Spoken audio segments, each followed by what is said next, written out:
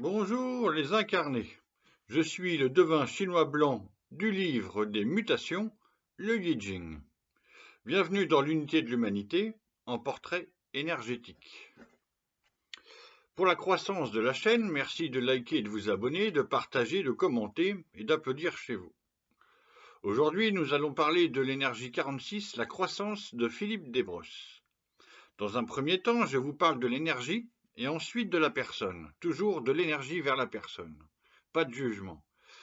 Mais tout ce qui peut vous sembler trop théorique dans la première partie de l'énergie est en fait très concret dans la vie de la personne. Voilà. L'énergie 46, croissance, est composée en bas du bois-vent et en haut de la terre.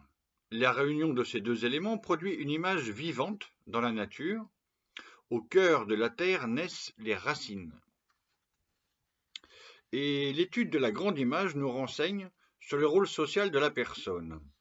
Alors, l'être accompli ainsi, c'est-à-dire la personne considérée dans son sacré, par une attitude d'abandon, ce qui est immédiatement ressenti dans la personnalité de Philippe Desbrosses, accumule le petit.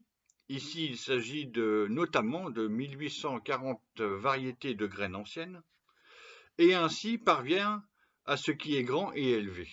C'est ce qu'on va voir. Alors, pour présenter cette énergie 46, les traducteurs français écrivent: croissance, c'est s'enraciner pour s'élever et grandir. Le moment est au rassemblement des forces internes et un renforcement opiniâtre qui permet de pousser. La mesure à grains, représentée par l'idéogramme Cheng, servant de nom à l'hexagramme, donne à voir ce mouvement de concentration vers l'intérieur qui assure la poussée vers l'extérieur. Lorsqu'on mesure le grain, il se déverse de bas vers le bas, et son accumulation produit alors une élévation de niveau. Croissance est une énergie où l'incertitude contraint la vitalité à prendre une forme propre. On ne doit pas hésiter à fonder son action sur une perspective à long terme et savoir organiser son effort sans craindre le vide ou le noir.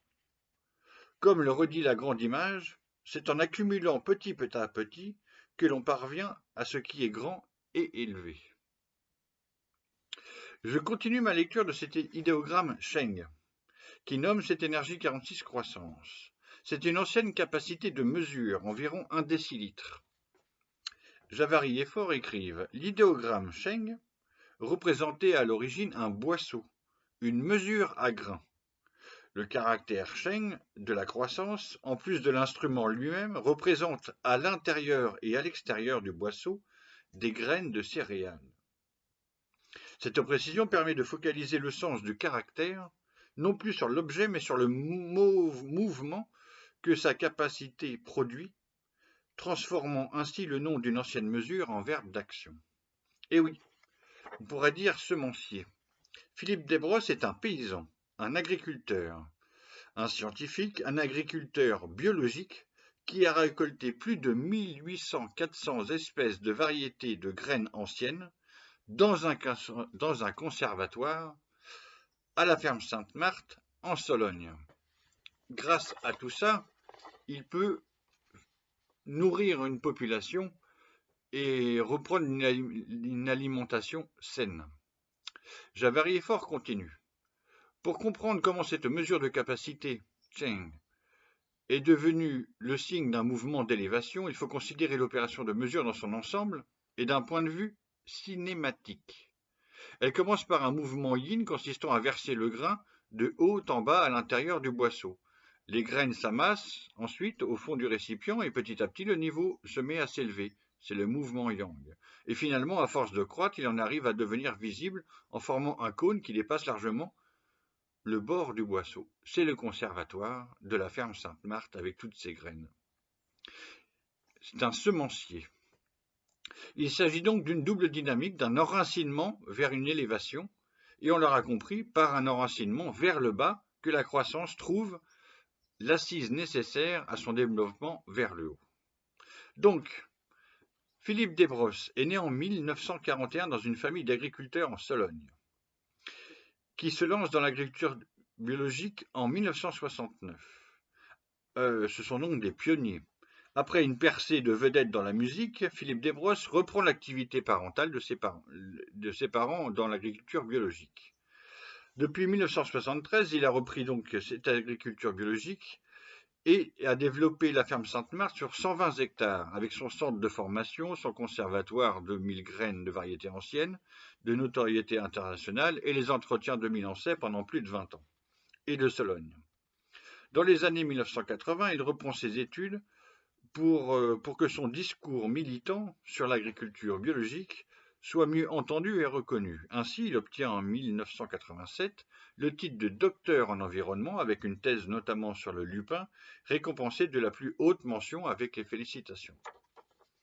Avec une belle plume d'écrivain et de poète sensible à l'émerveillement, Philippe Desbrosses a écrit de nombreux livres à succès sur l'agriculture et sur notre alimentation, sur les graines et tout ça. Il est ainsi le fondateur de plusieurs organisations nationales et internationales de l'agriculture biologique et du label biologique. Il est reconnu comme expert du label bio partout. Dans son énergie 46 croissance, Philippe Desbrosses est devenu un semencier donc. Et toutes ces graines sont cycliquement reproduites dans le jardin des semences afin que notre agriculture et notre environnement, notre alimentation et notre santé se préservent des ravages de l'industrie des graines trop modifiées, mal modifiées. Quand on plante une graine ancienne du conservatoire parmi les 1840 variétés de la ferme Sainte-Marthe, en Sologne, vous retrouvez immédiatement le goût et la saveur, la qualité nutritive d'une nature généreuse et abondante en elle-même.